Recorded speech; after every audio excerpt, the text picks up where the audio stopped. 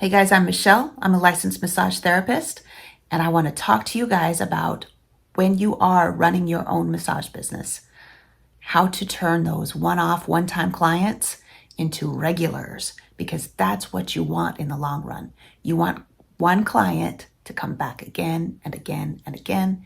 They love you. They tell their friends, I see this person regularly. And then they come in expecting to develop a relationship where they come in regularly. And then you have a stable schedule where you know that you have income coming in for the foreseeable future. So if that's what you're interested in, you want that stability in your business, hang in there, and we're going to be talking about that in this video. First, I'll just go through and talk to you about this channel. The Massage Intake is all about massage therapist longevity. That's emotional, physical, financial, and also new massage therapists being able to get started on the right foot. Some of you may already know me from my MBLEX channel, my MBLEX prep channel. So welcome if you're meeting me over here to learn more about how to take care of yourself as a massage therapist. Now, some of you may already be working in an environment where you're working for somebody else, at a spa or a clinic or a resort. And it's really helpful to develop a steady clientele in this kind of situation as well. But when it comes to someone who is working on their own, which is something that I'm more experienced in now at this point, how do you maintain that clientele that you can count on for that kind of income stability and overall stability in your life, in your lifestyle? So let's talk about that. This isn't about being pushy. This isn't like being old Gil from The Simpsons where it's like, come on, man, give me another sale. We're not doing that. And what we're doing is we're offering to help because our clients are actually going to benefit if they're not just showing up every 6 months at the last minute for a crisis intervention. Their lives are going to be better in all aspects if their body feels good continuously. So we want to encourage them to be coming in at least once a month if they're able to. Now, there's some clients that really can't commit to anything. And I absolutely respect that. I have a handful of clients that I might see every 6 months, like I said, as a crisis intervention, because that's just the nature of their lives. But I have a good relationship with those people. I enjoy working with them. And so if I can squeeze them in, if I have time in my schedule, yeah. But often they reach out and my schedule's full and they can't get in. Something that's important to do when you get started, you have a client that's coming in for the first time. The first thing to do is to set the tone when they show up, when they come in for their first appointment, by trying to sort out with them not just what they want out of this session, but what their long-term musculoskeletal goals are. That's really important for setting the tone of letting them know that one session isn't going to fix them, it's not going to replace years of abusing their bodies. So, and it definitely, it's not going to be, their bodies are going to go back to being tight again within a few weeks. If their bodies are going to go back to being in pain again very quickly if that's something that's been a chronic issue for them. So we want to set not only short-term goals for that session, but we want to set long-term goals for their whole lives. Setting the tone from the beginning that ideally they'll be coming back for future sessions. So I would always use phrases like, in future sessions, we can continue working on this.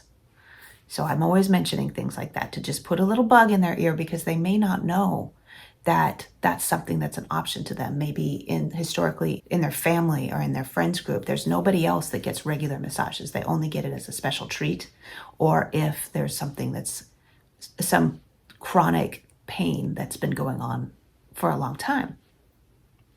Then it's like, oh, well, try a massage as a last ditch effort. So they may not know that that's something that can be incorporated into their lifestyle for pain relief as a replacement for any other unhealthy habits that they got into to relieve their pain. Just frame it from the beginning as something that people do regularly. My other clients do this.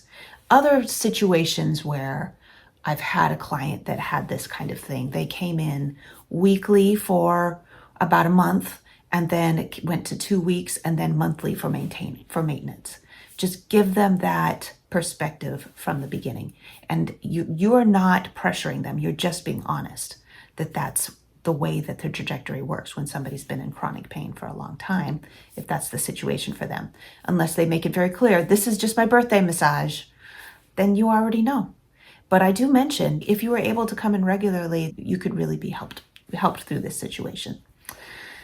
Now, I know that new massage therapists, those of you who are tuning in who have not had a chance to see for yourself the kinds of transitions that people go through to get their muscles back in good health again.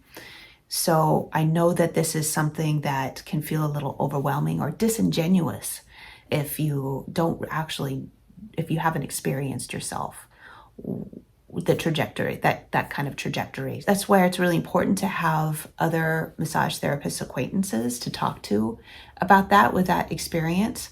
But just start with someone who's in chronic pain. Just say, if you could come in a week, that would be great. And we can just go from there.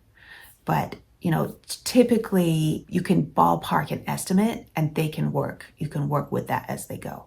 So if you were to ballpark, well, it would be great if you came in once a week for a month and then extend the time between massages. So the next thing to do after you've done that framing from the beginning to the end of the treatment, and then it's time for you to close out, it's time for payment. For those of you who are self-employed, it's time to rebook when they've made their payment. So let's say they finish up, I come back into the room, and I say, okay, so I want to find out how they're feeling. That's something that I'm going to be adding to the SOAP chart, what their experience is, how they're feeling at the end. That check-in is part of it. I ask for the payment, right? And so we sort all of that out, and then I have my booking calendar ready while I'm doing it. I have a paper calendar for that, but if you have it on your computer or your phone for your booking, just say, okay, so it would be easiest for us if we just go ahead and get you booked for your next appointment now. It's easiest for you to get in if you book as soon as possible. So just make it really easy for them to book right then. If they say, I don't know yet what my schedule is going to be, it could be that they're just being nice and they're not planning on coming back anytime soon. Don't read into that too much. Just take it as what they're saying. I don't know. Just don't take it personally, right? Don't take it like that's a shutdown. Just be like, okay, well, how about this? How about I check in with you in a few days to see when you're ready to book again? If they say no, respect those boundaries. But just having that option later on. Can I check in with you later on? How about the suggestion? How about I check in with you in a few days or a week to see how you're doing and see if you need to rebook? And that just gives them that option. You have that permission. So then you can send them just a quick text or an email checking in on them at that point. And that gives them an opportunity to rebook with you later. And then now don't feel like you're being overbearing by offering that suggestion, because you're actually being helpful to them. This is a huge part of sales that a lot of us have a really hard time with, because we're taught that salespeople are pushy jerks. So we're afraid to extend ourselves out and offer our services to people. And it's not about the money. It's about them getting the care that they need and them being genuinely reluctant because they're afraid that if they book something that they won't be able to follow through, they may not have the money for it, but you're giving them the opportunity. Now, we are often taught in massage school that it's a good idea to use a booking platform that requires a deposit for cancellation, last minute cancellations. And I think that's a really good idea for those of you who really want to protect your time, especially if you are leaving yourself available to new clients that have never seen you before. They're the least likely to follow through on showing up for that appointment. But for me, My cancellation policy is third strike kind of thing. I'm going to have to charge you a partial payment. So I include that in the policy. Like after 3 times of missing your appointment, I'm going to have to start charging you a deposit for your canceled appointment. I've only had to enforce that twice so far. And what it ended up, I still have those clients and they never miss an appointment anymore when they book it. But, just going back to what I was talking about, having just a 24-hour appointment rebooking or cancellation request it really helps for them to respect boundaries. It's like, you can book now, and if it's not going to work out for you, just try to let me know the day before. That's all I ask. And that really helps. And it establishes a relationship that's more than just you are a service worker and they're just paying you.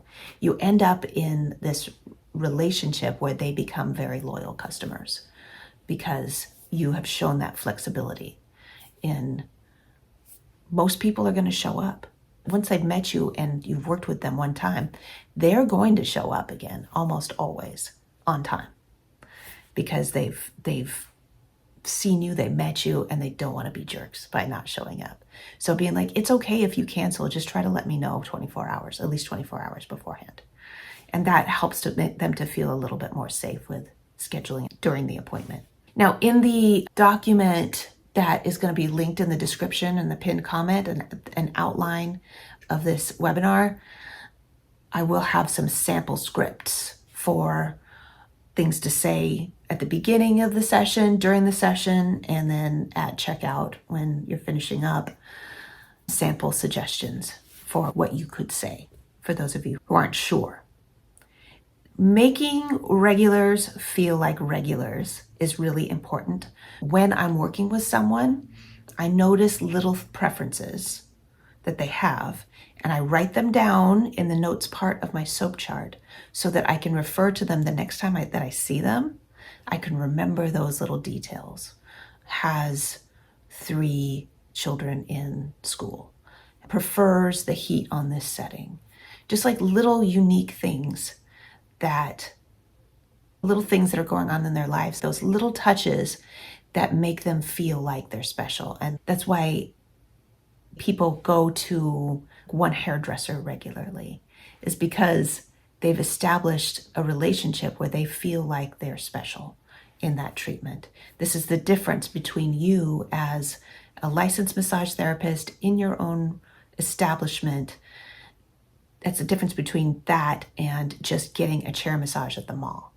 That person trusts you and they know that they're in good hands because you're paying close attention to them and their lives. Now, I'm not talking about overstepping professional boundaries. I'm just talking about going the extra mile with good service, personalized for that person. Last thing that I wanted to add to this is to always display the hint that you are in demand, which really it reinforces the importance of booking ahead of time, booking when they finish their appointment, or booking several appointments ahead. Because whether you are actually fully booked or not, I have times when I'm not fully booked. I still pretend that I am, though, because that makes it seem like I won't get an appointment that I want to get unless I book ahead of time. So for most of my regulars, I try to get them to book 2 appointments ahead. If you want the time that you want, you should do it at least a month ahead of time. If you make it clear that you're a new massage therapist, they might think that you're totally open. I had that at the beginning of my career. I had the vibe from the clients I was working with that I might be desperate for clients. I always try to put off the energy that I'm pretty picky about how I'm accepting new clients. So when I have my business cards out, people are like, oh, are you taking referrals? I'm like, yeah, I would take a referral from you. I'm kind of picky. And so I give them the card. I'm like, only people who you think would really benefit from my care. So I put off that energy that I'm in demand, which makes my client think, and this isn't lying. You are establishing your future. So this is the future you. You are being that person right now. You are being the person that is booked completely, and it's really challenging for them to get in. So if you always give off that energy, and so something that I do if a client is trying to schedule again, I give them one or two options, right? I have my availability on that day is this time. That way I end up kind of scooching the clients to be clumped together. So I don't have one appointment at 11, one at 3, and one at 5. I try to like clump them all together. So I only give them one option on that day, and I might give them one option on another day. And I'm like, well, if you want to be on a specific day at a specific time, you should book a few appointments ahead of time. And it just always gives the energy. If I say, I'm available all day and you can pick whatever time you want, that person is going to think they can just wait to book until later because they're going to be able to get in anytime that they want. So just never do that. Always give them one option. Or like if it's a client that only shows up occasionally out of the blue, and I do have an opening and I do want to accept a client on that day, I don't kind of want the money, then I'll be like, oh, I do have an appointment that became available. Or someone just canceled, or so I'll write something like that. So I'm just always giving off the energy that I'm overbooked. And that really helps people to just book ahead of time, just to make sure that they have their space. And they just respect you so much. If they think you're booked and you're in demand, it's just the way humans are. They're more likely to respect you if they think lots of other people are coming to you. And that's just a foundational understanding. So even when I was only a year into massage therapy, I always pretended I was in demand.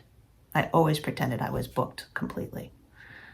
So, and I never acted like it was a big deal if they didn't want to rebook. It's like, okay, it might be harder for you to get in when you need to, but that's your choice, how you want to do it. So to finish up, set expectations early for what would be the best case scenario for them on rebooking regularly until they get into like a good flow with their bodies, and make rebooking really easy by strongly suggesting that they do it when you're finishing up the appointment or asking if you can check in with them later, and then communicate a plan instead of just a one-off. Don't be afraid of having a tighter seeming schedule. So make sure and get the notes in the video. The link is below, and make sure and subscribe and like this video if you think it's going to be useful for other massage therapists. And I will see you guys in the next video.